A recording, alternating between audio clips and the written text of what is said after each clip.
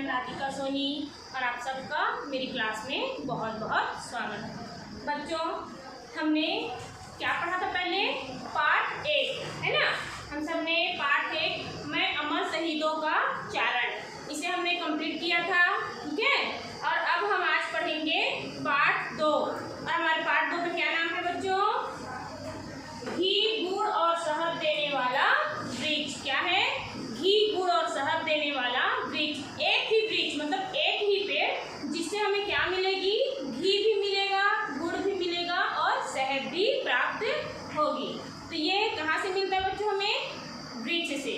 और वृक्ष प्रकृति की देन है ना। सबका सभी बहुत सारे वृक्ष होते हैं, बहुत सारे पेड़ होते हैं और सब पेड़ों का अपना अलग अलग महत्व होता है। सब अपने में अलग अपना महत्व लेकर के आते हैं, ठीक है। और वृक्षों, कई सारे वृक्ष ऐसे होते हैं जिनकी हम पूजा भी करते हैं, है ना। नीम का पेड़ देखे हो, बहुत सारे मतलब रोगों के औषधियों के काम आता है। वट का वृक्ष है, वट के वृक्ष का हम पूजा करते हैं ना। नीम के, और क्या बोलते हैं, पीपल का वृक्ष है। बहुत सारे वृक्ष हैं जिसे हम मतलब क्या करते हैं, हमारे लिए पूजनीय है और कल्प वृक्ष के नाम से जाने जाते हैं। कैसे जाने जाते हैं? कल्प वृक्ष के नाम से जाने जाते हैं। तो आज हम इस पाठ में क्या क्या सीखेंगे? नए शब्दों का वाचन करना, प्रयोग, वचन, उपसर्ग, प्रत्यय लगाकर नए शब्द बनाना और सबसे जरूरी है बच्चों हमें हिंदी का शुद्ध उच्चारण करना, ठीक है। तो चलिए बच्चों, हम आगे बढ़ते हैं और अपना पाठ शुरू करते हैं। आप लोग का पाठ का नाम है घी, गुड़ और शहद देने वाला वृक्ष। और ये क्या है? संकलित है, ठीक है। चलो आज बच्चों, मैं आज आप लोग का परिचय किससे कराऊंगी? घी, गुड़ और शहद देने वाले एक विचित्र वृक्ष से। किससे? एक अनोखे, विचित्र मतलब होता है अनोखा, है ना। एक अनोखे वृक्ष से कराती हूँ, जो कहाँ पाया जाता है? यहाँ पर देखिए आपकी बुक में, उत्तराखंड के पहाड़ी इलाकों में ये वृक्ष पाया जाता है। कहाँ पाया जाता है? उत्तराखंड के पहाड़ी इलाकों में पाया जाता है ना। जो क्या देता है हमें? जो घी, गुड़ और शहद देता है। इसके अलावा वृक्ष फल, औषधि और जानवरों के लिए चारा और हमारे खाना बनाने के लिए ईंधन। ईंधन मतलब क्या होता है? चूल्हे में जो लकड़ी डाल के बनाते हैं ना, है ना। तो ईंधन का काम करता है और उससे कीटनाशक भी उपलब्ध कराता है। क्या कराता है? कीड़ों, चूहों, है ना, कॉकरोच वगैरह रहता है ना, उन्हें मारने के लिए औषधि भी उपलब्ध कराता है। क्या बोलते हैं? कीटनाशक। क्या बोलते हैं बच्चों उसे? कीटनाशक, ठीक है। इस पेड़ के बीजों से घी की तरह एक तैलीय पदार्थ निकलता है। वो बीज जो रहता है ना, ये घी, गुड़ और शहद देने वाला जो वृक्ष है, इसका जो बीज होता है, वो बीज में से तेल निकलता है। क्या निकलता है? तेल, है ना। अंग्रेज इसका नाम, इस घी का वृक्ष क्या बोलते हैं? इसे घी, हिंदी में घी का वृक्ष और अंग्रेजी में इंडियन बटर ट्री। क्या बोलते हैं बच्चों? देखो आपके बुक में लिखा हुआ है Indian butter tree, Indian butter tree, है ना। उसका नाम क्या रख दिया है? इंडियन बटर ट्री रख दिया है। स्थानीय लोग इसे, जो उत्तराखंड के जिस इलाकों में यह पाया जाता है, वहाँ के लोग इसे चिउरा, क्या बोलते हैं? चिउरा कहते हैं। देखो यहाँ पर लिखा हुआ है आधा यूरा, चिउरा कहते हैं, है ना। अब देखिए ये कहाँ पाया जाता है? ये तो हमें पता चल गया कि उत्तराखंड के पहाड़ी इलाकों में पाया जाता है, ठीक है। अब इसके गांव का नाम जानेंगे कि कौन से गांव में पाया जाता है। तो यह अमूल्य वृक्ष कुमाऊं एवं पिथौरागढ़, कहाँ पाया जाता है बच्चों? कुमाऊं एवं पिथौरागढ़ जनपद तथा भारत नेपाल की सीमा पर काली नदी के किनारे। कौन सी नदी के किनारे? काली नदी के किनारे 3000 फीट की ऊंचाई पर पाया जाता है। कितनी ऊंचाई पर? 3000 फीट की ऊंचाई पर पाया जाता है। अब इसे ज्यादा तादाद में उगाने का प्रयास किया जा रहा है। पहले क्या था, जितना मतलब उग गया था उसी से मतलब काम चलता था, पर जब हमने देखा कि हमें ये हमारे लिए बहुत ही लाभदायक है, तो वहाँ के लोग क्या कर रहे हैं? अब ज्यादा मात्रा में उगाने की कोशिश कर रहे हैं। यह वृक्ष वहाँ की जलवायु में ही पनपता है ना। इसे अगर आप बोलेंगे कि वहाँ से ला करके हम यहाँ मतलब उगाना चाहेंगे या वहाँ का बीज ले और यहाँ लगाएंगे तो वो नहीं होगा, वो अपनी वहीं की जलवायु में ही वहाँ पर उगता है, ठीक है। अतः वे लोग यह कल्प वृक्ष के समान मानते हैं। कैसा मानते हैं? कल्प वृक्ष, है ना। इन इलाकों के लोगों को ये घी का एकमात्र साधन है। वो लोग इसी वृक्ष का जो तेल निकलता है ना, जो घी, उसी को ही अपना खाना बनाने में, रोटी सब्जी बनाने में इस्तेमाल करते हैं। फिर देखिए, जिसके पास फल देने वाले अगर 3-4 वृक्ष होते हैं ना, वो साल भर, जिसके घर में या जिस व्यक्ति के पास ये पेड़ 3-4 की मात्रा में हो ना, वो साल भर वो बाजार से घी नहीं खरीदता है, उसे यही से अपनी जरूरत का मिल जाता है। और इन वृक्षों से गुड़ और शहद भी प्राप्त होते हैं। अब कैसे प्राप्त होते हैं हम उसे आगे पढ़ेंगे, ठीक है। फिर देखते हैं, यह वृक्ष छायादार और फैला हुआ होता है। इसके फलने फूलने का समय अक्टूबर से जनवरी तक का होता है। कब तक का होता है? अक्टूबर से जनवरी। जुलाई अगस्त में इसमें फल लगते हैं, है ना। मतलब ये कब लगते हैं?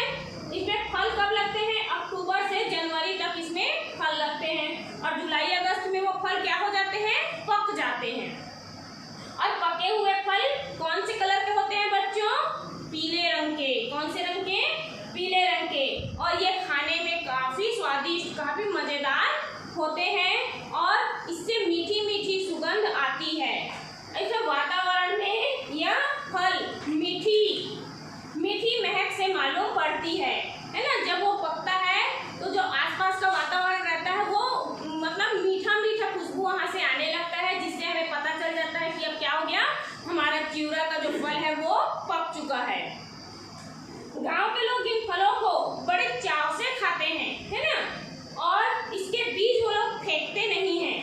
यह वृक्ष पर फल काफी होते हैं। अब पके फलों में बीज आसानी से इकट्ठा कर लेते हैं। और कभी कभी क्या करते हैं मालूम है? कभी कभी ना बंदर, लंगूर होते हैं ना, उन्हें भी वो फल खाने को दे देते हैं। क्यों खाने को देते हैं? क्योंकि जब बंदर फल खाते हैं ना, तो खा करके उसके मतलब बीज को, उसके गुदे को, वो लोग यहाँ वहाँ कभी इस डंगार पे कभी उस डंगार पे जा जाके बैठ के खाते हैं। तो जहाँ खाते हैं वहीं पर उसका बीज गिर जाता है या मतलब रह जाता है। तो वो जो बीज रहता है ना, वो वहाँ से फिर से एक पेड़ के रूप में उत्पन्न होता है। इसलिए कभी कभी वो लोग क्या करते हैं, बंदर और लंगूर को भी वो फल खाने देते हैं। फिर देखिए, ये वृक्ष करीब 1 से 1.5 कुंटल बीज प्रति वर्ष देता है। कितने कुंटल बीज? 1 से 1.5 कुंटल बीज एक साल में देता है। ये भी स्थानीय लोगों के लिए काफी उपयोगी होता है। और इसके छिलके निकाल कर क्या करते हैं वहाँ के लोग? उस बीज को इकट्ठा करते हैं, फिर उसका छिलका निकालते हैं, उसे निकाल करके धूप में हल्की आंच में सुखा देते हैं। फिर उसे सुखाने के बाद पीस लेते हैं और पीस के उसे पानी में उबालते हैं। क्या करते हैं? पानी में उबालते हैं। और उबालने के बाद में जब वो उबल जाता है तो उसे ठंडा करने के लिए छोड़ देते हैं। ठंडा होने पर जो उसमें से जो तेल टाइप का निकलता है ना, तैलीय पदार्थ जो निकलता है, वो घी है ना, वो क्या होता है, मक्खन की तरह ऊपर में जम जाता है और क्या होता है, तैरने लगता है। फिर क्या करते हैं, उसे लोग छान लेते हैं, है ना। और छान करके चिवड़ा घी, जो चिवड़ा का घी होता है ना, वो कैसे दिखता है? जैसे हम बाजार से घी खरीदते हैं ना वनस्पति, वैसे ही हमें दिखाई पड़ता है। और साधारण जैसे रूम टेम्परेचर में रख देंगे ना, घर के तापमान में, तो वो जम जाता है, ठीक है। इससे वो लोग क्या करते हैं, स्थानीय लोग पूड़ी, हलवा भी या अन्य तरह के जो पकवान जो बनाए जाते हैं ना, वो सब वो लोग इसी से बनाते हैं। और ये बहुत ही स्वादिष्ट होता है। बोल रहे हैं, क्या बोल रहे हैं? बहुत ही स्वादिष्ट होता है। वहाँ के लोग गाय भैंस के घी से ज्यादा इसी को पसंद करते हैं। अब देखिए, ये तो हो गया खाने की बात, है ना। अब देखिए उसका और क्या उपयोग करते हैं। तो मिट्टी के तेल के अभाव, अगर जब हम मिट्टी का तेल का अभाव रहता है, मिट्टी का तेल नहीं आता, तो क्या होता है, वो जलाने के भी काम आता है ना। मोमबत्ती की तरह उसका जो धुआं रहता है, वो मोमबत्ती में धुआं नहीं निकलता ना, वैसे ही इसको जलाते हैं ना, चिवड़ा के घी को, तो उसमें से भी धुआं नहीं निकलता। उसके बाद उसका दूसरा उपयोग देखिए, जब ठंड का दिन आता है तो हमारे जाड़े में क्या होते हैं, हाथ पांव फटते हैं।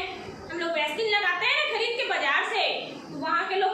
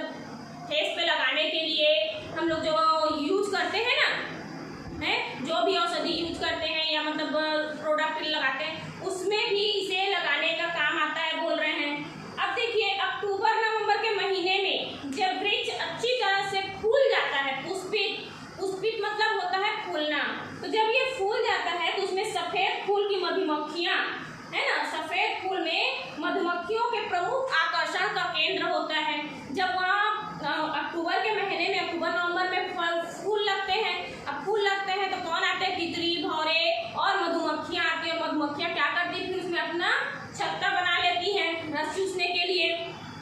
और यही कारण है कि पिथौरागढ़ और नेपाल के पास के इलाकों में चिउरा के वृक्ष अधिक पाए जाते हैं।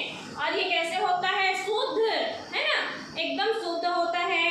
और मधुमक्खी पालन गृहों को वृक्षों के पास रखा जाता है ना। मधुमक्खी का भी पालन हो जाता है क्योंकि पेड़ में मधुमक्खियां बैठी हुई है ना। इससे वहाँ के लोगों को बहुत सारा फायदा होता है ना। वो लोग क्या करते हैं? वैज्ञानिक तकनीकी से भी चिउरा वृक्ष उगाने में सबकी सहायता करते हैं।